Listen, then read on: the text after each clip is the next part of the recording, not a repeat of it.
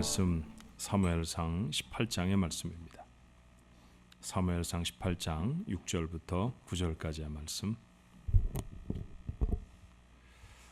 6절로 9절의 말씀을 제가 봉독을 합니다. 무리가 돌아올 때 곧 다윗이 블레셋 사람을 죽이고 돌아올 때 여인들이 이스라엘 모든 성읍에서 나와서 노래하며 춤추며 소고와 경쇠를 가지고 왕 사울을 환영하는데 여인들이 뛰놀며 노래하여 이르되 사울이 죽인 자는 천천히요 다윗은 만만이로다 한지라.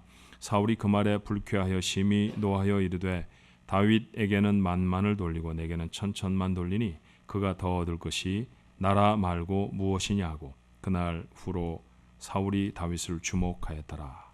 아멘. 사람들이 교만해서도 안 되겠지만 자존감을 잃어버리는 것은 더 큰 질병일 수 있어요. 자신감이 있게 세상을 살아가는 게 정말 필요하죠. 그렇죠? 자존감을 얻을 수 있는 여러 가지 요소들이 있는데 그 중에 신체의 이 아름다움, 또 이렇게 독특함 이런 것들은 자존감이 높여지는데 굉장히 좋은 요소라고 하죠. 어떤 순서로 자존감이 강해지는가 조사를 해봤더니 일단 눈이 아름다우면 자존감이 크더라고요. 사람들이 순서가 눈, 코, 그 다음에 얼굴, 피부색 이런 것이었습니다. 결국 눈이 아무리 커도 누군가가 눈이 참 커서 이쁘네요 이렇게 말해주지 않으면 자존감이 커지긴 어렵겠죠. 그래서 눈이 작든 크든 우리 옆에 분들 한번 바라보시면서 자존감을 오늘 이렇게 한번 이렇게 세워주시면 어떻겠습니까?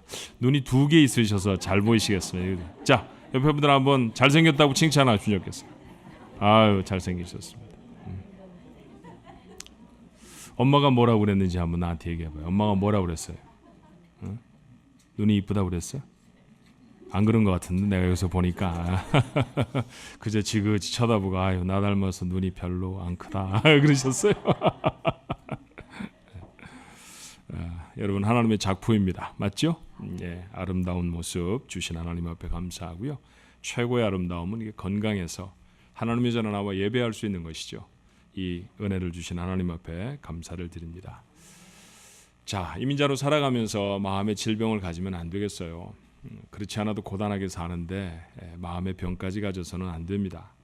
근데 몸의 병은 쉽게 알잖아요. 손가락에 가시 하나만 들어도 아프다고 당장 들어가서 가시도 뽑고 치료도 하고 밴드지도 묶는데 마음이 다쳐버리면 다친지도 모르고 세월을 한량없이 지내는 경우가 참 많답니다. 그래서 이민을 살아가면서 우리가 여러 가지 모양의 상처들을 치유하지 못한 채 지나죠. 사실은 우리의 감정적인 여러 가지 비정상적인 표현들이 바로 이런 상처에 기인하는 것임이 분명하다라고 저는 생각해요. 벌컥벌컥 화를 낸다든지 무엇인가 특별히 불안해진다든지 갑자기 우울해진다든지 하는 이런 여러 가지 요소들이 바로 이 마음의 상처를 해결하지 못한 데서 오는 것입니다. 자, 이민자로 살아가면서 우리가 해결해야 할 또 하나 마음에 중요한 상처가 있다고 하면 뭘까? 우리가 지난 1년 동안 나누었던 말씀들로 다시 복습을 하고 있는데요. 4명의 사람들을 선택해서 우리가 그들의 레슨을 좀 나누고 있어요. 그래서 에서의 레슨도 보았고 모세의 레슨도 보았습니다. 오늘은 사울이 우리에게 허락하는 레슨이 무엇인가 살펴보고 싶은데 내용은 시기심에 관한 거죠. 백설공주 이야기 아십니까? 아름다운 아주 이쁘게 생긴 공주였습니다. 그런데 불행한 것은 태어나서 얼마 안 돼 엄마가 돌아가시는 거죠. 그래서 홀로 자랐습니다. 공주니까 아버지는 당연히 왕 아니겠어요? 그 왕이 아주 아름다운 여인을 또 다른 왕비로 맞아들였어요. 백설공주에게는 계모가 되었습니다. 아름다운 엄마가 계모가 되면 백설공주는 행복했을까요? 그러지 못했던 것 같습니다. 이 계모가 시집을 오면서 가져왔던 특별한 물건이 있었는데 마술 거울이라죠. 이런 거울 있으면 안 됩니다. 혹시 집에 거울 있으면 꺼내놓고 한번 실험해 보세요. 거울을 탁 펴놓고 묻습니다. 거울아 세상에서 누가 제일로 이쁘니? 그렇게 물어보면 그 거울들 여러분 집에 가지고 계신 거울들은 틀림없이 여러분을 비춰줄 겁니다. 좋은 거울입니다. 그런데 이 백설공주 계모가 갖고 있었던 이 왕비가 갖고 있었던 거울은 정직한 거울이었어요. 세상에서 가장 이쁜 사람의 얼굴을 다 보여주는 거죠. 근데 늘 거기에 등장하는 인물이 누구였을까요? 자기 어부딸인 백설공주였습니다. 견딜 수가 없었어요. 백설공주가 더 아름답습니다 라고 하는 거울의 말이 늘 상처가 됐습니다. 참을 수 없었던 왕비는 백설공주를 죽이려고 하죠. 처음에는 사냥꾼에게 맡겨서 죽이려고 했는데 죽이지 못하고 난쟁이 집에 가서 살게 되기도 하고, 그래서 사람들을 보내서 뭐 이런저런 모양으로 했는데 결국 죽지 않으니까 자기가 스스로 추한 노파의 모습으로 분장을 하고요. 이 아름다운 여자가 추하게 돼도 아무 문제가 없는 거예요. 왜냐하면 자기보다 이쁜 여자를 죽일 수만 있다고 하면 독이 든 사과를 먹여서 백설공주를 죽였다라는 것이죠. 자, 이런 내용을 우리는 뭐라고 말할 수 있나요? 바로 시기심, 그렇게 말할 수 있어요. 오늘 성경에도 시기심에 사로잡힌 불쌍한 한 영혼이 등장을 합니다. 이스라엘의 첫 번째 왕이었던 사울이라고 하는 사람이죠. 그는 얼마 전까지 패색에 짙은 이스라엘 군대를 이끌고 있었습니다. 싸움의 대상은 블레셋이라고 하는 나라의 군대였는데 너무 강했죠. 그리고 그들의 대장 골리앗은 자기보다 어깨 하나는 더 큰 거인이었습니다. 사울도 사실은 이스라엘 사람들 중에서는 큰 키였었는데 자기보다 어깨 하나가 더 크다고 하면 이거 얼마나 대단히 큰 사람이었겠어요? 도저히 겨루어 볼 엄두가 나질 않습니다. 골리앗이 낯이 뜨거운 온갖 비방을 고함을 질러대면서 해도 꼼짝도 못하고 온 백성이 다 숨을 죽이고 엎드려 있어야 했습니다. 죽을 것 같은 두려움이 엄습합니다. 저러다가 전면전으로 쳐나오면 우리는 다 죽을 거야, 이런 두려움이 이스라엘 백성들 속에 있었습니다. 전쟁에 지면 정말 죽을지도 모릅니다. 적어도 다윗이라고 하는 10대의 소년이 그 전쟁터에 오기 전까지는 사울도 이스라엘 백성도 그랬죠. 아버지의 심부름으로 형들을 만나러 왔다나요? 어린 소년 하나를 부하들이 데리고 왔습니다. 이 아이의 말이 자기가 나와서 한번 싸워보겠답니다. 한심한 얘기입니다. 세상에 싸울 자가 아무도 없어서 이제는 이 10대 10살을 조금 넘긴 아이에게 이 전쟁터를 맡겨야 하니 얼마나 답답하겠어요? 그래도 아무도 싸우러 나가겠다고 하는 사람이 없는데 용기는 가상하다 싶었을 것입니다. 찬찬히 살펴보니 눈빛이 살아있습니다. 자신은 골리앗에게 매달려 있는데 이 아이는 자기가 잊고 있었던 이스라엘의 하나님에 대해 말합니다. 자, 사무엘상 17장 37절의 말씀이 그랬죠. 다윗이 이르되 여호와께서 나를 사자의 발톱과 곰의 발톱에서 건져내셨은즉 나를 이 블레셋 사람의 손에서도 건져내시리이다. 사울이 다윗에게 이르되 가라, 여호와께서 너와 함께 계시기를 원하노라. 어쩌면 사울은 지푸라기도 잡는 심정이었을지 몰라요. 그래, 하나님이 함께 하시면 혹시 그런 생각이었죠. 사울은 자기의 군복을 입히고 칼을 채워주면서 소년을 축복했습니다. 단박에 죽어 돌아올 것이 뻔해 보이는 무모한 시도 아니었나요? 미안한 마음에서라도 아마 그렇게 하지 않을 수 없었을 것입니다. 그런데 이 아이는 어떻게 했어요? 군복도 벗어놓고 칼도 들지 않은 채 골리앗을 향해 나갑니다. 주머니에 그 조그만 손을 잠깐 집어넣는 듯 하더니 뭔가를 꺼내서 거인에게 던졌죠. 그리고 잠시 후에 골리앗은 썩은 나무 토막처럼 쓰러졌고요. 아이는 그의 머리를 베어서 돌아왔습니다. 장수를 잃은 적군은 혼이 빠져 도망을 갑니다. 그리고 이스라엘은 그날 대승을 거두었어요. 꿈 같은 일이었습니다. 불과 몇 시간 전만 해도 상상할 수도 없었던 일이었어요. 진전쟁이었는데 아이 하나가 등장해 장면을 바꿔버렸죠. 놀라운 반전이었습니다. 사울의 경우에 어땠을까요? 운이 좋았다고 하면 죽임을 당하지 않는 것 정도였을 것입니다. 포로로 잡혀서 말 뒤에 손이 묶인 채 블레셋의 도시로 끌려가지 않았을까요? 그런데 그래야 했던 사울이 말 위에 높이 앉아서 이스라엘로 돌아옵니다. 유태로운 전쟁터의 소식에 가슴을 졸이던 백성들도 거리로 다 뛰쳐나왔어요. 서로 얼싸안고 기쁨을 나누었을 것입니다. 사울도 아마 눈물이 찔끔 날 만큼 기쁘지 않았겠습니까? 백성들이 감사와 존경이 어린 눈으로 왕을 바라봅니다. 얼마나 자랑스러웠을까요? 높은 말 위에 앉아서 그 백성들 사이로 지나가는 사울의 마음은 정말 기뻤을 것입니다. 승전한 군인들이 돌아오면 을에 여인들과 아이들이 길에 꽃을 뿌리거나 나뭇가지를 흔들면서 개선을 축하하는 것이 고대에 어떤 도시고 갖고 있었던 관습이었죠. 그렇게 이스라엘 여인들은 늘어섰고 축복의 노래를 부릅니다. 오늘 본문의 말씀에 그런 장면이 기록되어 있잖아요. 6절의 말씀에 보니까 무리가 돌아올 때 곧 다윗이 블레셋 사람을 죽이고 돌아올 때 여인들이 이스라엘 모든 성읍에서 나와서 노래하며 춤추며 소고와 경쇠를 가지고 왕 사울을 환영했다고 했습니다. 그런데 문제가 생겼어요. 노래였습니다. 고막을 파고든 노래 한 소절에 모든 기쁨이 다 깨어져 버립니다. 7절의 말씀에 여인들이 뛰놀며 노래하여 이르되 사울이 죽인 자는 천천히요 다윗은 만만이로다 한지라. 승전의 감격도 위기를 넘긴 안도감도 다윗에 대한 고마움도 한순간에 싹 사라져 버립니다. 그리고 사울의 변화된 감정을 성경은 이렇게 말하죠. 사울이 그 말에 불쾌하여 심히 노하여 이르되 다윗에게는 만만을 돌리고 내게는 천천만 돌리니 그가 더 얻을 것이 나라 말고는 무엇이냐. 사울이 죽인 자는 천천히요 다윗이 죽인 자는 만만이라. 천천만 해도 다행입니다. 하나도 못 죽였잖아요. 사실은 다윗이 자기보다 더 칭찬을 받는 것, 그것이 속이 상했습니다. 사실이 무엇이고 간에 다윗이 다 빼앗아 가는 것처럼 느껴졌습니다. 여러분, 빼앗아 가는 사람은 없는데 잃어버리는 사람은 있습니다. 이런 걸 뭐라고 표현하나요? 상대적 상실감, 그렇게 표현하죠. 우리가 말하는 대로 하면 시기심입니다. 시기심은 단번에 사람을 아무것도 보고 들을 수 없는 진공 상태로 몰아넣어 버립니다. 시기심에 빠져서는 안 됩니다. 아무도 빼앗아가는 사람은 없는데 사울은 기쁨도 감격도 행복도 다 잃어버렸습니다. 그리고 인간성도 잃어버리죠. 11절의 말씀에 보니까 그가 스스로 이르기를 내가 다윗을 벽에 박으리라 하고 사울이 그 창을 던졌으나 다윗이 그의 앞에서 2번 피하였더라. 공교로운 기록이었을까요? 이기고 돌아와 축복을 받고 찬송을 받았다라고 하는 기록 불과 몇 절 후에 사울은 다윗을 죽이려고 했습니다. 죽이는 게 아니었잖아요. 그죠? 고맙다고 해야 맞는 거잖아요. 어떻게 죽일 수 있습니까? 이런 사울의 잘못된 심정적인 상태를 성경은 그가 미쳐버린 것으로 표현을 합니다. 시기심이라는 괴물을 이겨내지 않으면 인생이 이렇게 부서져 버린다는 사실을 기억해야 합니다.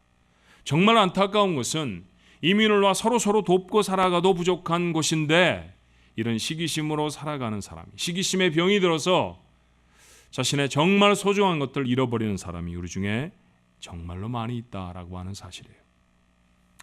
사실 시기심이라는 것은 유아기부터 시작이 됩니다. 그러니 가장 원시적이고 가장 근원적인 베이직 필링이죠. 가장 근원적인 감정입니다. 아이는 유아기 시절에 자기가 원하는 것은 아무것도 하지 않아도 다 이루어지는 전능한 느낌을 갖습니다. 그죠? 울기만 하면 다 해결이 되잖아요. 엥 울면 불과 몇 분 안에 엄마가 아빠가 쫓아옵니다. 아니면 누나라도 쫓아와서 아이를 다 살펴봐 줍니다. 그리고 자기가 슬쩍 입꼬리라도 올려서 웃어주는 척하면 자기를 바라보고 있는 사람은 다 까르르 웃습니다. 말도 안 되는 소리 아바 어버버 이렇게 한마디만 해도요 말을 했다고 박수를 치면서 얼마나 좋아하는지 몰라요. 손가락 하나만 까딱해도 주변에 있는 사람들은 자지러집니다. 야, 이거 얼마나 신나는 일이에요. 왕 같은 느낌이 들지 않았겠습니까? 자기가 최고라는 느낌, 그것이 바로 유아기 시절을 지나가며 아이들이 갖는 느낌입니다. 그런데 여러분, 그대로 계속 자라면 문제가 되잖아요. 자라면서 자꾸만 현실의 벽을 만납니다. 할 수 없는 것들이 생기죠. 자기만을 위해 돌아가던 세상이 남에게 더 관심 있는 것 같습니다. 조금 크면요, 아무리 울어도 엄마가 안 옵니다. 저쪽에서 소리를 지릅니다. 야, 시끄럽다, 그만 울어라, 뭐 이런 소리나 듣습니다. 그죠? 동생이라도 볼라치면 동생 때문에 마음이 상하고 동생에게 뭔가 뺏기는 감정을 가지고 있으면요, 뭐라고 말합니까? 동생한테 줘야지, 더 어리잖아. 박탈당하는 느낌이 아마 들 것입니다. 그러니 그 동생에게 질투를 느끼겠죠. 나 말고 다른 아이가 칭찬을 받으면 부럽고 세민합니다. 자기보다 뭔가를 더 잘하는 친구를 자꾸 만나게 되죠. 이처럼 자기가 최고라고 하는 환상, 나이가 들어가면서 점점 정리가 되어져요. 이게 보통 인생이 지나가야 하는 과정입니다. 다른 사람을 인정하고 다른 사람을 받아들이는 것을 배우게 됩니다. 그런데 어릴 적 잘못된 부모의 양육을 받게 되어지면 이런 내면의 성숙이 느려지거나 왜곡되어져 버립니다. 자, 어렸을 때는 아기 때는 울면 다 봐주는 걸로 가도요. 그게 5살, 6살이 돼도 하고 싶다는 대로 다 해주면 안 되잖아요. 그죠? 10살, 20살, 심지어 30살짜리 아들이나 딸이 무언가 필요하다고 하면 단박에 쫓아가고 달려가는 그렇게 아이를 응석바지로 만드는 부모들이 종종 있죠. 그렇게 응석바지로 잘못되게 자라는 모습들, 심각한 결과를 초래할 수 있어요. 거꾸로 적절한 칭찬을 받지 못하게 되면 사람은 무엇인가를 하면 칭찬을 받을 기대를 갖습니다. 그렇잖아요? 아이가 집에 돌아오면서 만약에 어지러진 신발이라도 똑바로 놓고 들어왔다고 하면 뭘 기대할까요? 다음에 신발을 신을 때 편안하게 신을 수 있을 거야. 이런 거 기대하면 이미 아이가 아닙니다. 그거 똑바로 정리해 놓고는 엄마나 아빠가 참 착하다 이래 줄 거 기대하는 거죠. 그리고 5불이나 10불쯤 혹시 돈은 주지 않을까? 잘했다고 이런 리워드를 기대하는 것이 아이의 당연한 심정이에요. 그런데 정말 심지가 굳은 부모들은 마음에 다짐을 합니다. 내가 절대로 칭찬하지 않을 거야. 입을 딱 다물고 아무 소리도 안 하죠. 그래서 칭찬에 고파진 아이가 자라면 칭찬을 받고 싶은 열망이 너무 강해지다 보면 마음속에 분노가 생기게 됩니다. 이런 분노는 혹 시기심으로 발전하게 되죠.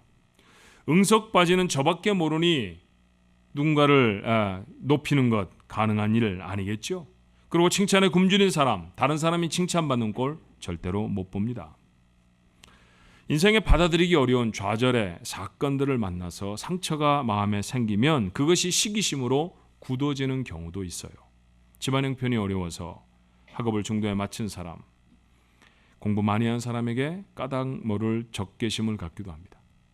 참 좋은 사람이었는데 학교 어디 졸업했냐 이야기하면 다음에 다시는 그 모임에 참석하지 않는 사람들, 그런 마음속에 상처가 있는 사람들이 있다라는 것이죠. 자, 사울의 경우는 어땠을까요? 사울의 경우는 베냐민 지파의 사람이었습니다. 이스라엘 12지파 중에 베냐민 지파는 다른 지파보다 인구가 좀 적었습니다. 요즘도 사울 시대보다 수천 년이 지난 지금도 인구가 많다라고 하는 것은 대국을 말하는 거잖아요. 중국에 저렇게 큰 소리를 빵빵 칠까요? 인구가 많다는 거죠. 그런 얘기를 한대요. 핵무기 너희들이 아무리 개발을 해봐라. 우리가 방송을 해서 똑같은 시간에 펄쩍 뛰면 지구는 지진이 생길 거야. 이렇게 생각하는 거예요. 아마 그럴 수도 있을 것 같아요. 그렇죠? 예. 중국 그 넓은 땅덩어리를 베이징 시간을 기준으로 해서 시간도 바꾸지 않고 1시간으로 씁니다. 아주 고집스러운 사람들이에요. 자기네들 인구가 세상의 절반쯤 된다고, 절반은 아직 좀 안 되겠지만 그렇게 자랑하는 그런 시대, 요즘을 살아가고 있는 요즘도 이 시대에서도 발견할 수 있는 거 아닙니까? 그러니 옛날에 지파의 사람이 적다라고 하는 것은 미약하다, 아무런 영향력이 없다라는 것을 시사하는 것이었을 것입니다. 왕이 되기 전에 사사시대라고 하죠. 그 시대에 베냐민 지파에 속한 기브온 사람들이 한 레위인 첩에게 잔인한 일을 저질러서 민족 전쟁이 일어났습니다. 11지파가 와서 베냐민 지파와 전쟁을 벌인 것이죠. 결국 베냐민 지파는 전쟁에서 졌어요. 베냐민 지파의 군인들 2만 6천 명 중에서 2만 5,100명이 죽었습니다. 자, 2만 6천 명의 군인이 나가서 모두 다 죽어버리고 2만 5,100명이 죽었다, 전사를 했다고 하면 900명밖에 남지 않았다는 거 아니에요. 한 지파에 남자가 900명밖에 남지 않았다고 하면 그 지파는 사라질 뻔한 지파다라고 하는 사실을 말하는 거죠. 자, 그런 지파 출신이 바로 누구냐 하면 사울이었어요. 이스라엘 전체에 큰 문제를 일으키고 남자들은 떼죽음을 당하고 그래서 다른 지파에 겨우 구걸을 하다시피 결혼을 해 겨우겨우 명맥을 이어나가고 있는 지파, 그게 베냐민 지파였습니다. 사울은 그런 자신의 지파에게 자긍심이 조금도 없었어요. 사무엘이 그를 처음 만나 영접할 때 사울이 그에게 했던 이야기를 성경은 이렇게 기록합니다. 사무엘상 9장 21절에 사울이 대답하여 이르되 나는 이스라엘 지파의 가장 작은 베냐민 사람이 아니니까 또 나의 가족은 베냐민 지파 모든 가족 중에 가장 미약하지 아니하니까 당신이 어찌하여 내게 이같이 말씀하시나이까? 너 곧 왕이 될 것이다 라고 하는 이야기에 사울이 가졌던 반응입니다. 자, 주목할 만한 단어 몇 가지가 보이잖아요. 가장 작은 지파라고 말합니다. 우리가 하면은 가장 미약하다라고 말해요. 작다라는 것, 그것은 어쩌면 사울이 극복할 수 없는 한계였을지 모릅니다. 그는 자기보다 큰 사람을 용납할 수가 없어요. 그런데 찬송이 무엇이었습니까? 사울은 천천히요, 다윗은 만만이었습니다. 다윗이 자기보다 크다는 얘기 아닙니까? 그는 다시 이 말에 분노가 끓어오릅니다. 이와 같이 사울의 시기심은 어느 날 갑자기 생긴 것이 아니었다는 사실을 알게 됩니다.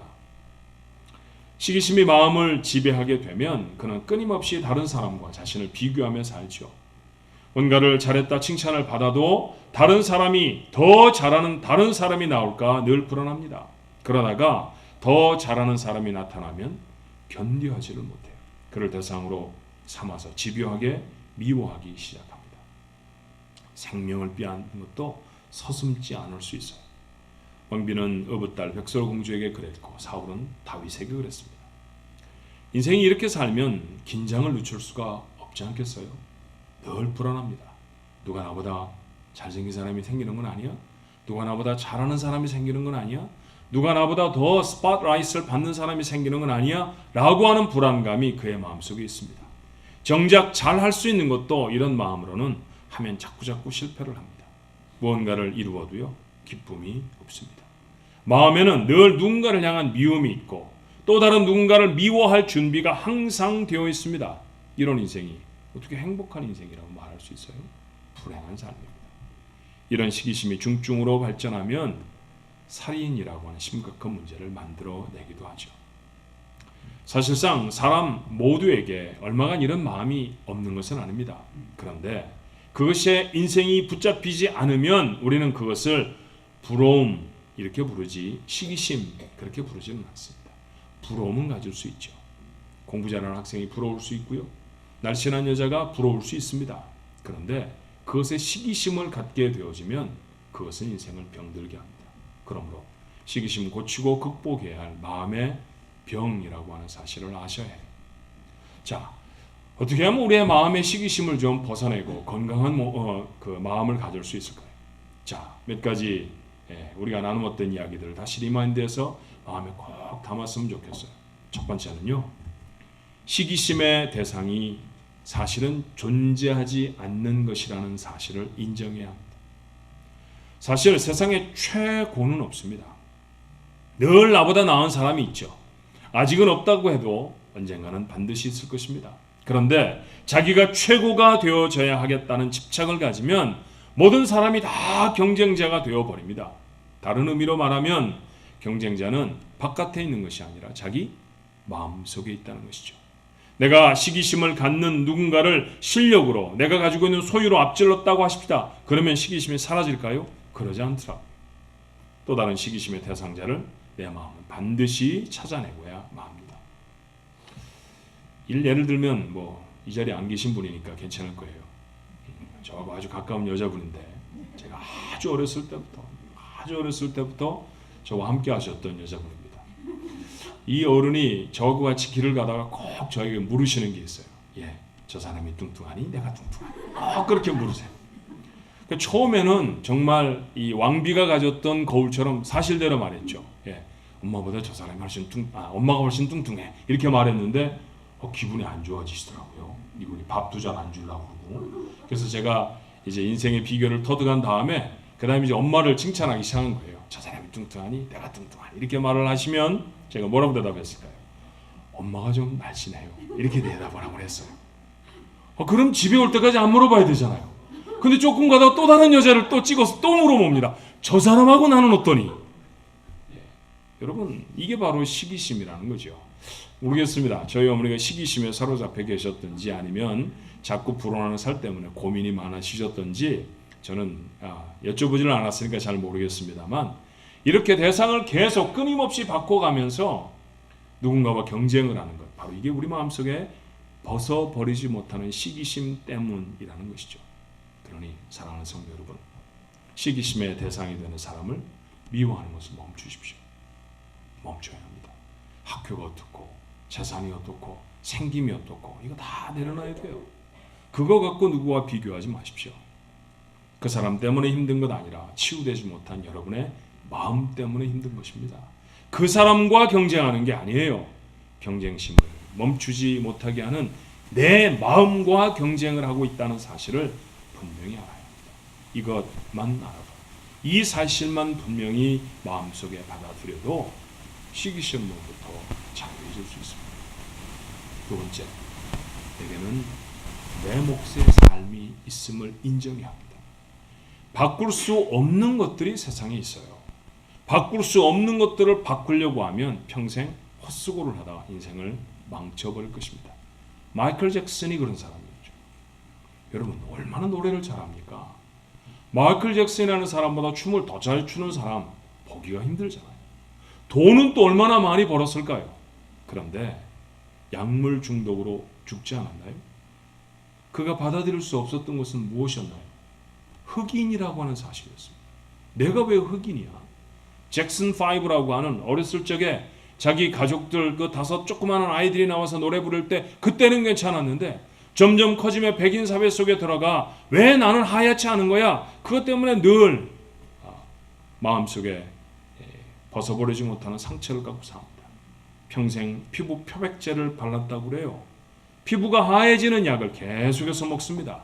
그 부작용으로 얼굴이 비뚤어져도 멈출 수가 없었습니다. 수많은 병이 생겼고 그 병을 이기기 위해 또 약을 먹어야 했습니다. 자신의 인생을 자신의 것으로 받아들일 수 없으면, 자신의 것을 자신의 인생으로 받아들이지 않으면 이렇게 비참한 인생이 되고 맙니다. 오늘 이 자리에서 예배하는 여러분과 저 한국 사람 아닙니까? 아무리 우리가 백인을 부러워해도요, 우리는 한국 사람으로 살 겁니다. 그리고 한국 사람으로 죽을 겁니다. 그렇죠? 어떻게 백인처럼 하얗게 될까요? 어떻게 백인처럼 다리가 쭉 길어질 수 있겠습니까? 그건 불가능한 일이에요.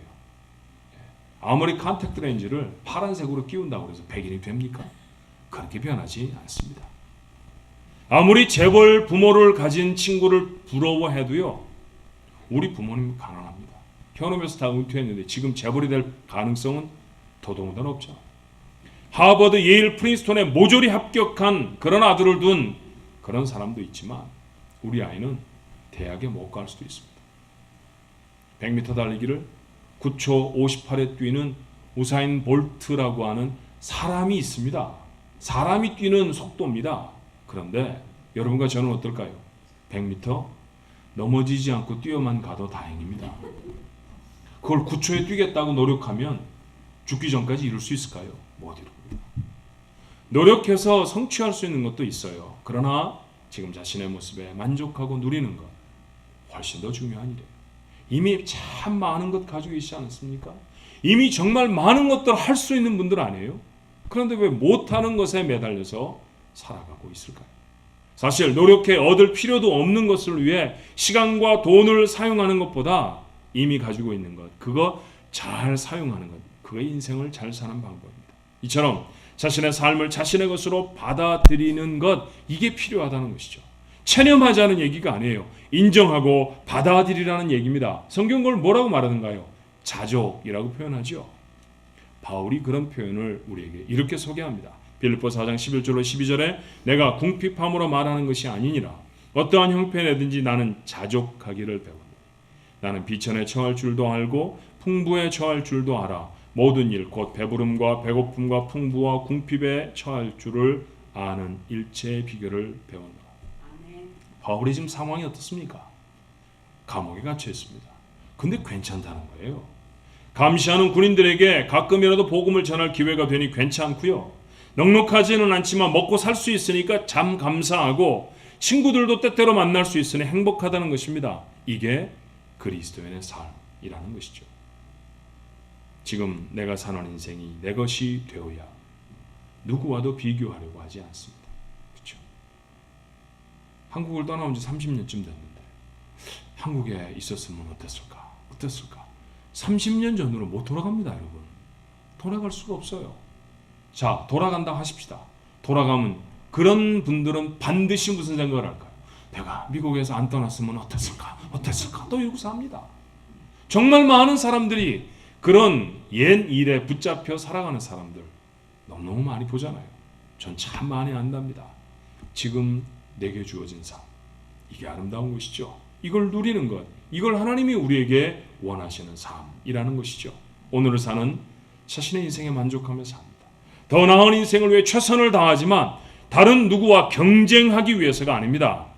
그러므로 그 삶 자체가 행복한 것이죠. 이것이 성경이 우리에게 가르치는 자족의 삶입니다. 세 번째, 시기심을 일으키는 사람들, 그 사람들의 노력과 성취를 인정할 수 있어야 돼요. 이솝우화에 보면 배고픈 여우의 이야기가 나오는데 기억하세요? 제가 여러분에게 들었던 적이 있는데, 배가 많이 고픈 여우가 포도를 좋아한대요. 포도밭을 지나다가 포도나무 하나를 봤어요. 그래서 그 포도를 따먹기 위해서 깡충거리는데 이게 자기 점프의 실력보다는 너무 높은 겁니다. 계속 노력을 했는데 포도를 따먹을 수가 없었어요. 그래서 결국 그 나무를 뒤로 등지고 돌아가는 여우가 이렇게 말합니다. 저건 틀림없이 실 거야. 맛이 없을걸? 이러고 돌아간다는 거죠. 정말 그럴까요? 아닐 수도 있다는 거예요. 자, 친구의 아들이 결혼을 한다고 소식이 왔습니다. 야, 신부가 이쁘다네요. 돈도 잘 번대요. 집안도 좋답니다. 은근히 배가 아파요. 우리 집 아들은 애인도 없습니다. 속이 막 상해요. 다른 친구하고 전화를 하는데 아니나 다를까 그 친구도 그 결혼 잘 시키는 아들 장가 잘 보내는 집 그 얘기합니다. 아무개 얘기 들었어? 신부를 너무 잘 얻었대. 이쁘다지 아마. 거기다 돈도 잘 번대. 직장이 참 좋대. 그런 얘기를 하면 부하가 속으로 부글부글 끓어올라요. 그래서 냅다 이렇게 말합니다. 너 얼굴값 한다 너. 잘생기면 반드시 얼굴값 할 거야. 걔 이제 인생 큰일 났어. 남의 건 이렇게 재라도 뿌려야 속이 시원한 마음. 해보셔서 알죠? 그러고 싶어요. 말 바깥으로 입술 바깥으로 꺼내진 않았어도 남이 잘 된다는 일 그게 그렇게 잘 될까? 문제가 아무것도 없을까? 누가 정말 장사를 잘해 돈을 잘 번다고 하면요 얼마나 오래 갈까? 뭐 이런 생각이 슬그머니 마음속에 들잖아요. 야 정말 잘 됐다. 그 집 너무너무 어려웠었는데 이제 좀 형편이 펴서 편안하게 살게 되겠구나. 마음으로 축복이 되는 경우가 몇 번이나 있던가요? 마치 포도를 등지고 돌아오는 여우의 모습이 우리의 모습은 아닙니까? 누구를 향해 시기심을 갖고 있으면 그가 이룬 성취를 비판하고 훼손하려고 합니다. 하지만 여러분 솔직한 마음으로 잘 살펴보면요 그 사람은 그 일을 이루기 위해 얼마나 노력했는가 하는 것을 알 수 있어요. 밤을 새워서 공부하는 아이가 좋은 대학에 갑니다.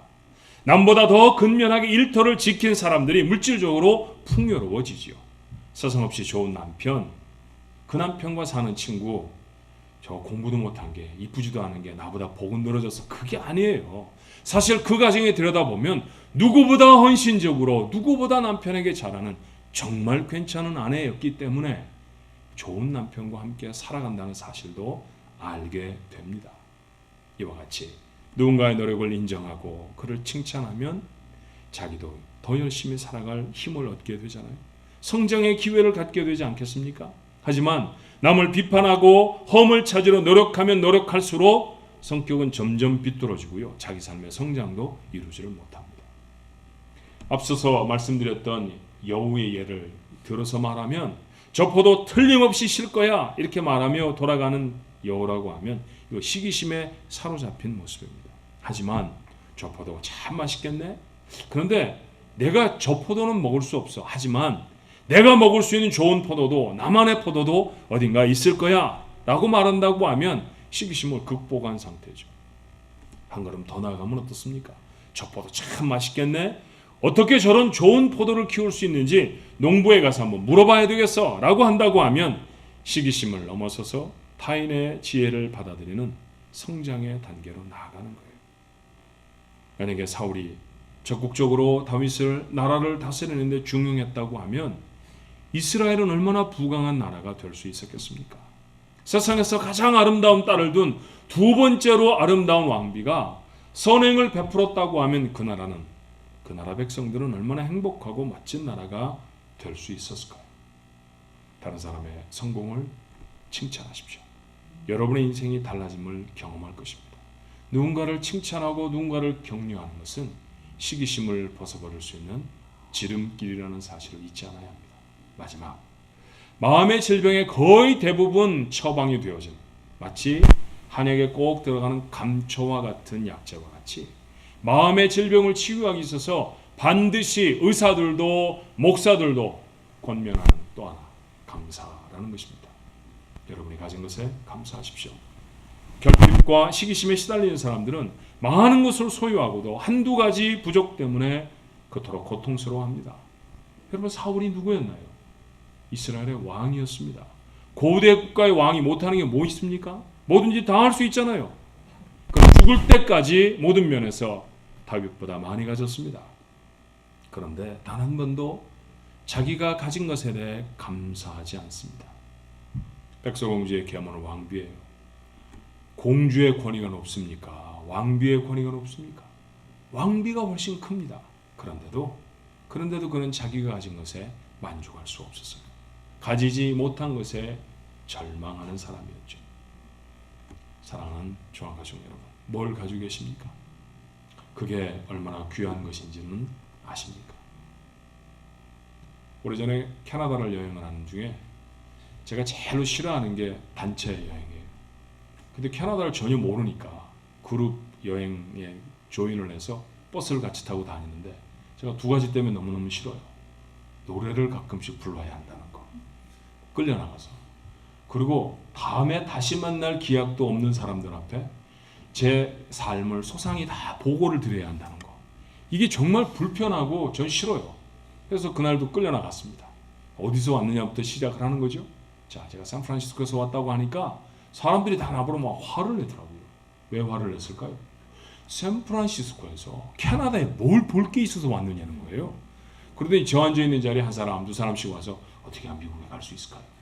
어떻게 하면 샌프란시스코에 가서 살 수 있을까요? 좋은 비즈니스가 뭡니까? 아주 이민 상담을 버스 한 통을 다 하고 왔답니다, 제가. 여러분, 그렇게 좋은 곳에 살고 있다는 사실 아십니까? 물론 물가 비쌉니다. 생활고 많지요. 그러나 어딘가에 가서 어디 사세요? 샌프란시스코. 와, 좋은 곳에 사시네요. 정말 어려운 곳에 사시네요. 그런 얘기 들어보신 적 있어요? 한 번도 없어요. 그렇게 아름다운 곳에 삽니다.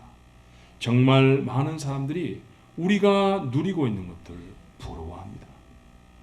공기가 얼마나 깨끗하며 얼마나 아름다운 자연이 있으며 얼마나 안정적인 사회 속에 사는지 말할 수 없잖아요. 우리는 너무나 귀한 것 가지고 사는 사람들입니다. 하지만 우리가 눈에 보이는 그것보다도 훨씬 우월한, 훨씬 놀라운 또 하나를 가지고 있다는 사실도 아시죠? 뭔가요? 보배 대신 그리스도 아닙니까? 아버지가 되어버리신 하나님입니다. 어쩌다 하나님이 내 아버지가 되셨을까요? 아프리카에 살아도 이 사실 변하지 않습니다. 그렇죠? 동굴 속에 들어가도 내가 하나님의 아들이라는 거, 딸이라는 거, 이 사실은 변하지 않습니다. 갖고 싶다고 누구나 가질 수 있는 것 아닙니다. 택한 백성에게 주어진 은혜입니다. 그게 여러분과 제가 가진 은혜입니다.